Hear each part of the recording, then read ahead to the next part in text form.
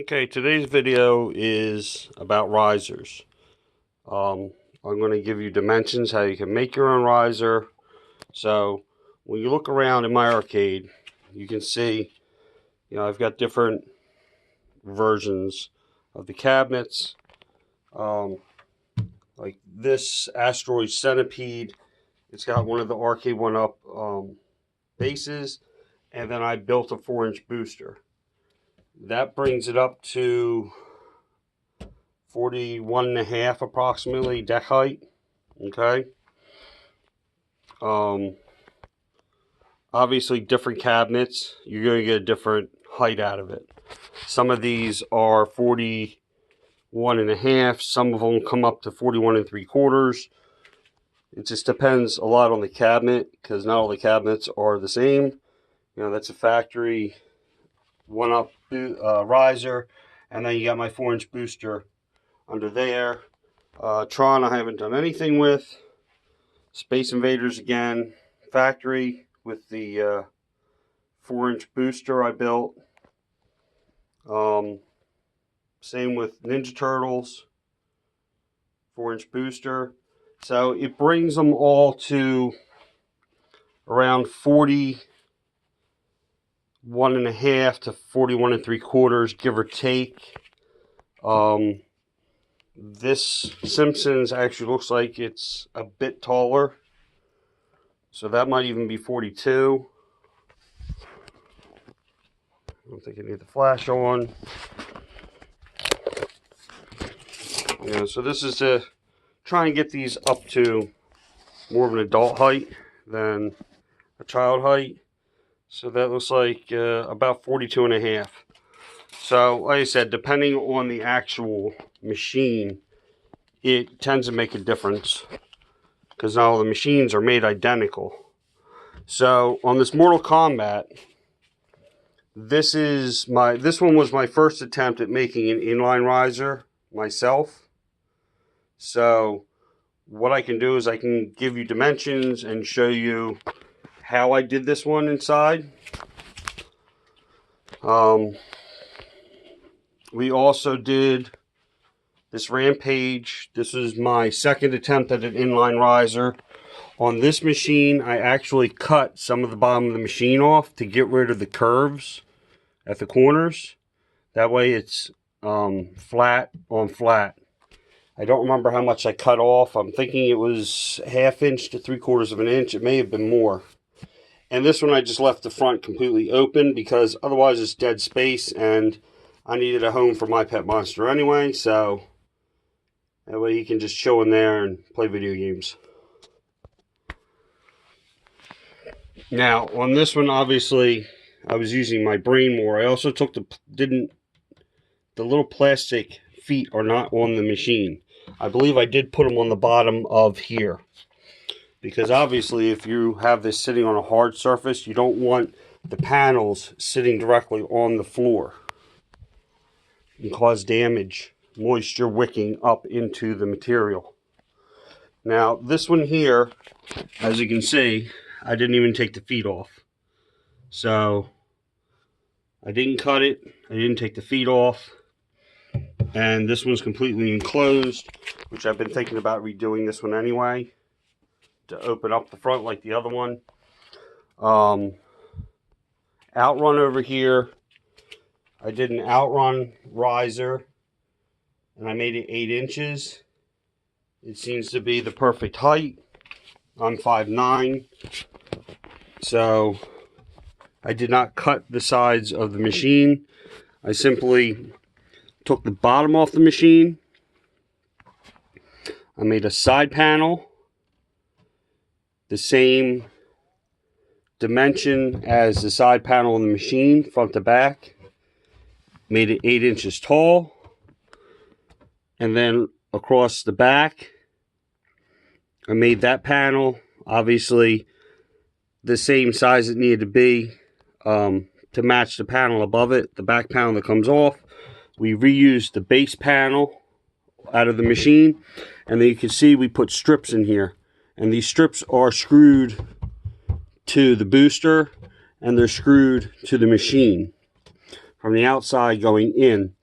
This is 1/2 inch material. I used 1/2 inch material, so we use like a 3/4 inch coarse drywall type screw, and then we countersink them, that way they're flush on the outside. So that's this particular one, how I did it. On this one, because it's open like this, people put their foot in. That's why I did the full length on the this panel here, front to back. Other ones, all I did was small pieces going from the bottom to the top, and then again screw the cabinet through the cabinet from the outside into the tab that's on the inside there. Ridge Racer, this is going to get converted into a sit down also. Waiting for my gaming box to come, but this is the how I did the booster on this one. So this one was not a big deal to do the booster. I just made it an inline booster and set it in there, set the machine on top of it instead of having to do any other crazy fancy stuff, and then just paint it black. And the same thing, you can see there's screws here. So there's a wood block in here that's attached to here, and then we screwed into it there. So give me a second to get this pulled out and unscrew the base, and I'll get the cabinet off of the base, and then we will be back and I'll show you how this one was built and give you some measurements that can get you started on making your own inline risers. Okay, we're back. So this here was my first attempt at making a one-piece riser. As you can see, there's no bottom in it. It's reinforced in the corners, things like that. You know, so this can give you an idea of what to do. I used 1/2 inch plywood that we had laying around from other projects. You can see I have tabs here that you can screw into to make it so the cabinet doesn't fall off. Now on this particular one, everything on this one is glued with wood glue, and then it's put together with an air stapler. So this is not all screwed together. I think let me see, the front and back panel is screwed. So we've got a mixture of screws and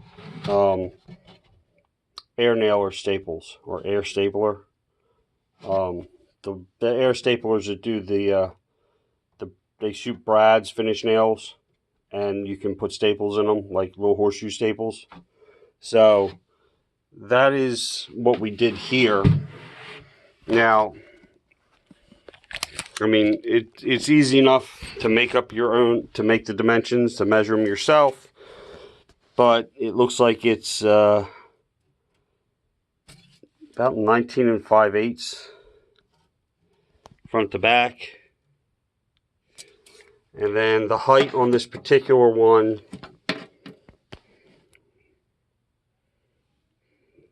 is probably around 16 1/4, 16 3/8. Obviously the height, you can make it whatever you want. You want the cabinet taller, you want it shorter. Basically, you figure out the height that you want the top of the deck, and then measure from the deck to the floor with the cabinet sitting on the floor, and then subtract this dimension from the height that you want it to be. You know, if you want it to be 42 inches high or whatever, and that'll give you the height of the box. Like I said, you're just going to measure the side of the cabinet here, somewhere's in the middle, not down here where it's curved, not up here where it's messed up, somewhere's in the middle. That'll give you the side dimension here. And then the front and back dimension is simply going to be whatever this dimension is across inside here. So it looks like it's around 17 5/8. Let's see what we got here.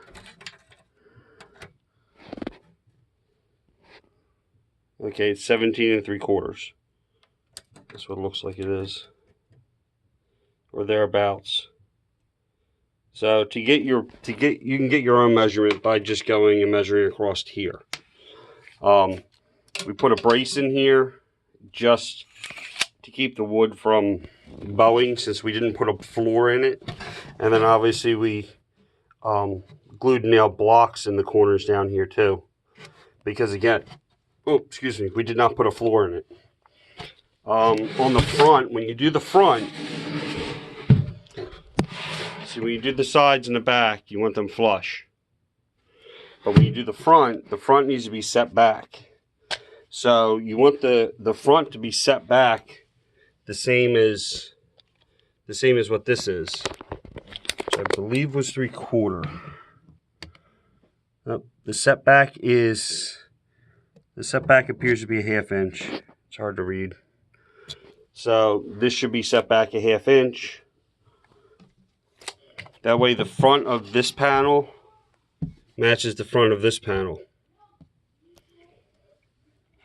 And so that's how we did this one. Like I said, this was the first one that we ever did, and we just figured it out as we went along how we wanted to do it. We didn't put a bottom in it. I obviously could take and remove this front, knock these blocks out of the corners if I wanted to, and this front could become the bottom more or less if I wanted to make this an open cabinet. So I could take this apart and rebuild it a different way if I wanted to. But this gives you an idea of how you can do it. So we can move over to this one. And this one here, like I said, this one here we intentionally left the front open. That way I could let my pet monster live under here. And when we built this one a little different, because some of it's trial and error of how we want this to be. You know, what we want our final product that we want to keep making for other cabinets in the collection over and over again. So on this particular one, we did put a floor in it. The back, as you can see, the back is just a panel going across. This panel it's not very high. This panel is it's 4 inch, and it's set down a little bit. I don't know why we set it down a little bit. There may have been a reason at the time. And then the front panel is also very short. Yeah, that's 1 3/4 inches, which I'm guessing I probably had this pieces laying around. And again, it's set back even with the face of this. And then we have the tabs in here. So, like I said, there's not much to these. The one thing you want to remember to do, again, is remove the little plastic feet. You just grab them with a pair of pliers and just wiggle them and pull, and they come right out. It's literally a piece of plastic with a nail sticking out of it. And then drive it in to the your new side panels on your riser, so that it's not sitting directly on the floor, especially if you have a hard floor, because you can get moisture in the concrete or whatever.